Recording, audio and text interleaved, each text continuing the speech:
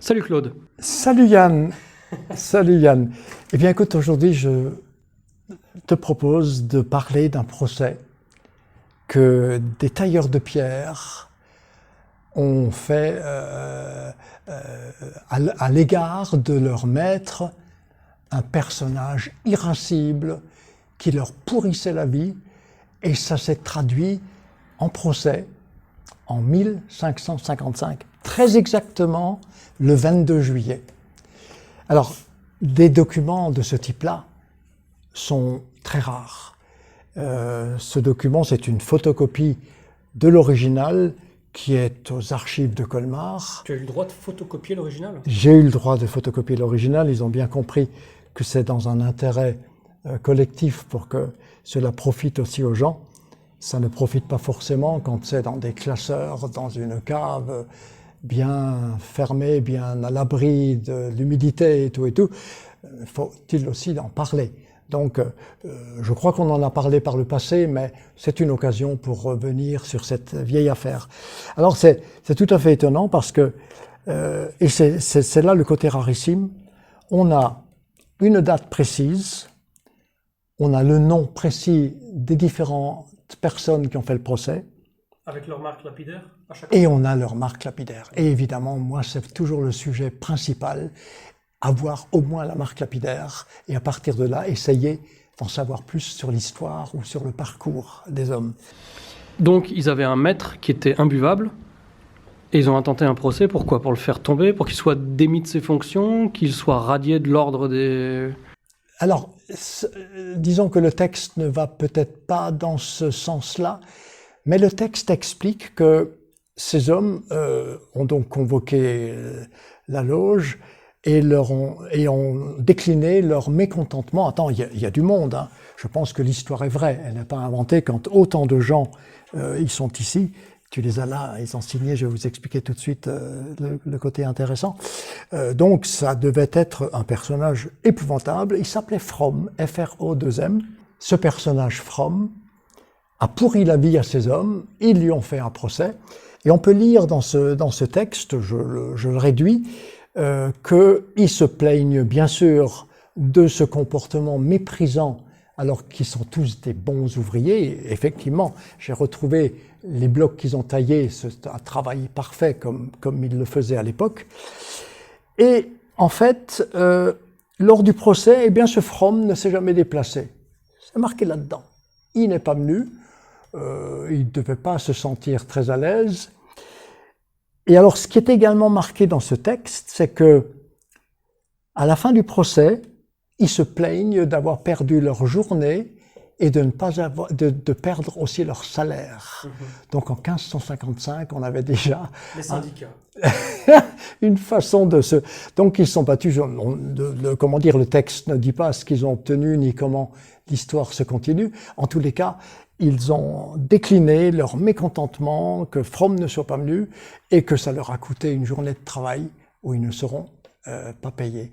C'est très curieux. Alors, ce qui est surtout intéressant dans cette histoire, c'est que le scribe qui a écrit ce texte a eu cette idée géniale de faire signer chaque tailleur de pierre. Alors, dites-vous bien que, à l'époque, ces hommes-là ne savaient ni lire ni écrire, pour la grande majorité d'entre eux. Donc ils ont signé sans savoir ce qu'ils signaient? D'une part, ils ont signé quelque chose qu'ils ont entendu. C'est un peu comme un contrat d'assurance en 2021, quoi.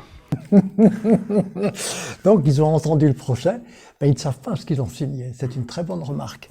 Donc, ils ont signé avec de leur marque lapidaire, puisque c'est la seule déclinaison qu'ils étaient capables de faire.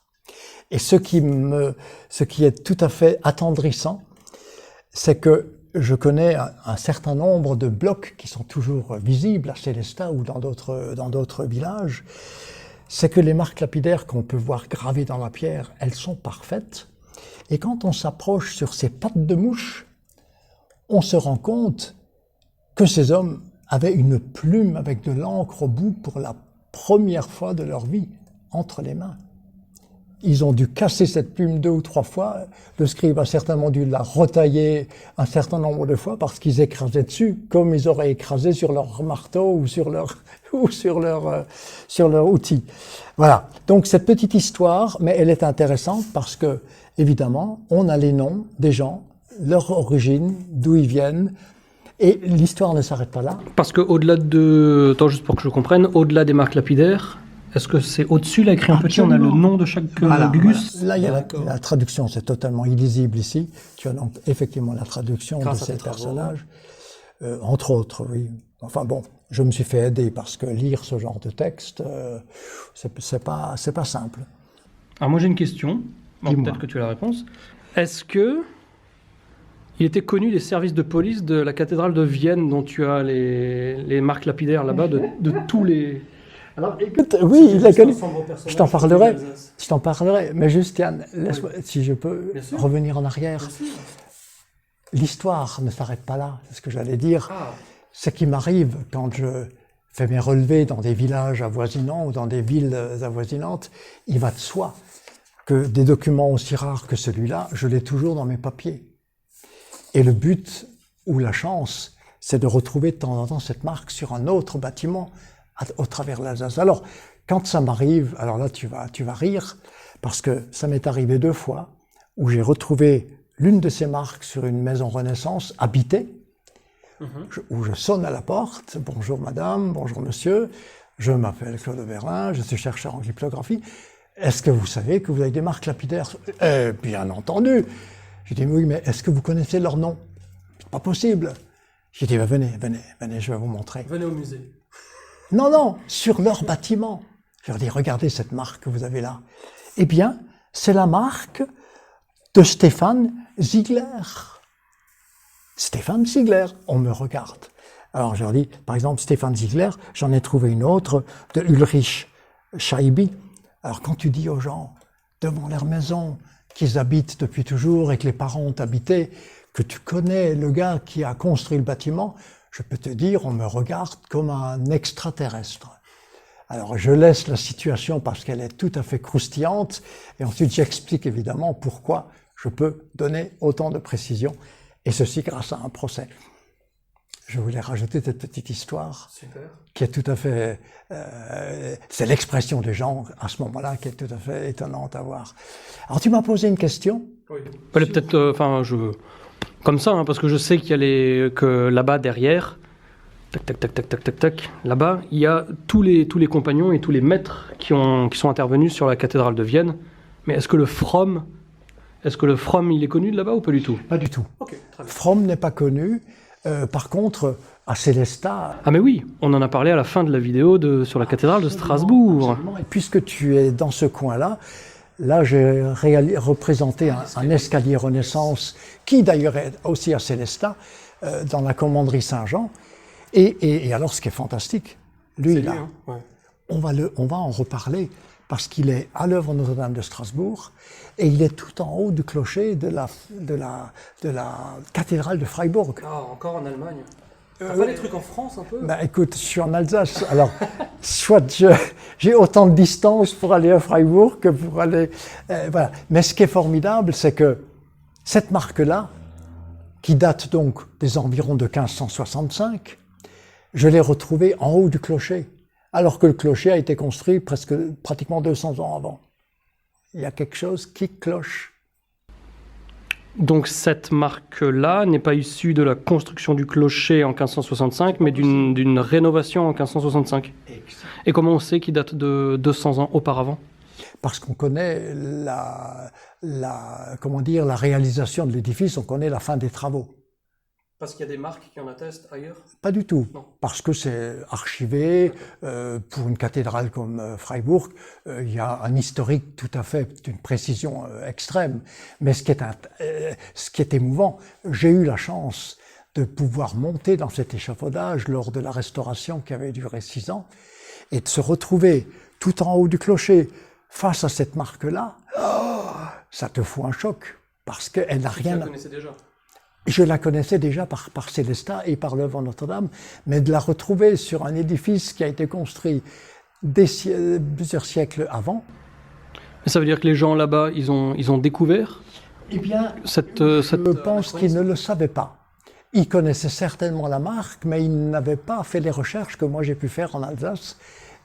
Et j'ai donc pu amener la preuve, c'est bien le même personnage, parce qu'en plus c'est une marque extrêmement complexe qu'on ne retrouve absolument pas sur les dizaines de milliers de marques qu'on peut trouver par ailleurs.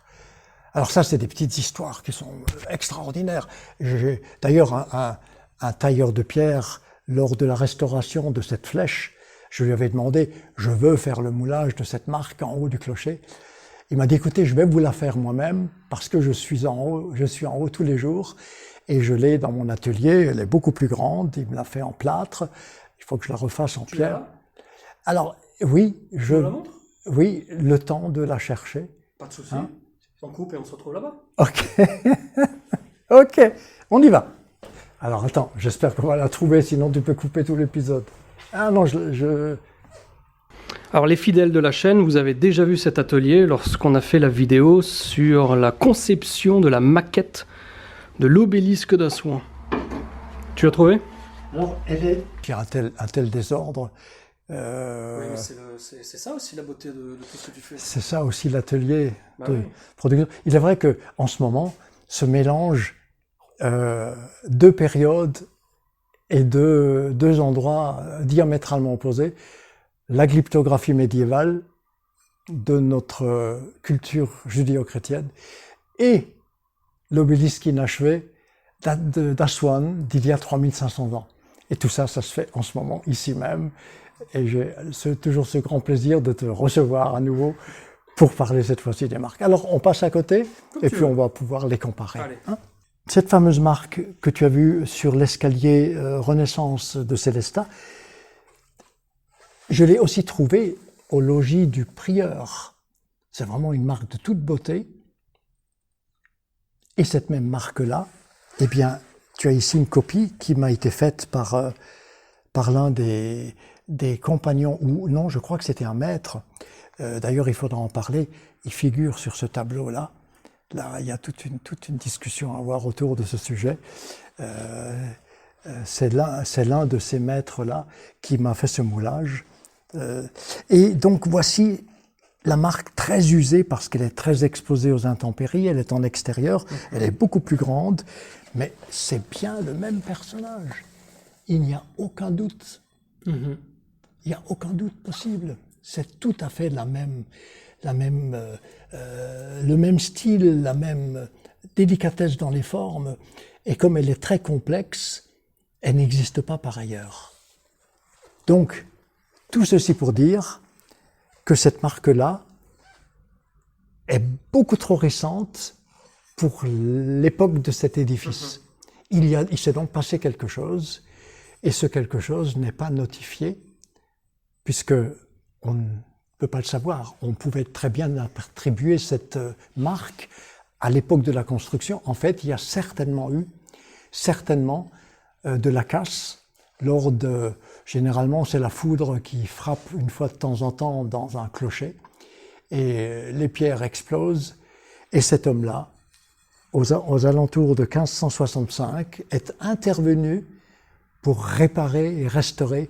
Et il a eu cette idée géniale de signer, ce qui aujourd'hui je peux me permettre de dire, il y a eu restauration là en haut, aux environs de 1565, plus ou moins 10 ans, grâce à la marque lapidaire. Donc l'intérêt historique des marques lapidaires, j'essaye sans arrêt de prouver qu'il y a réellement un intérêt historique qu'on ne va pas trouver dans les ouvrages. Il faut vraiment faire tout un travail de fouille et de recherche. Voilà. Après le procès, il y a toujours une petite ramification. C'est le petit fil qu'on tire. Il y a toujours un petit fil à tirer. Ouais. Bon, merci Claude pour cette nouvelle vidéo, cet nouvel épisode qui nous plonge dans les secrets des bâtisseurs de cathédrales. Et puis, comme toujours, une fois n'est pas coutume, je te donne rendez-vous pour le prochain épisode, dont je ne connais pas le contenu. Je te laisse la primeur de me le faire découvrir au moment où on va lancer la caméra et le micro. Donc voilà, au nom de tous les abonnés de la chaîne et ceux qui découvrent peut-être les vidéos pour la première fois, je t'embrasse, je te remercie et je te dis, j'en bafouille, j'en perds mes mots, à très bientôt. Merci Yann, à très bientôt de te revoir ici même dans le musée de la glyptographie. Ciao.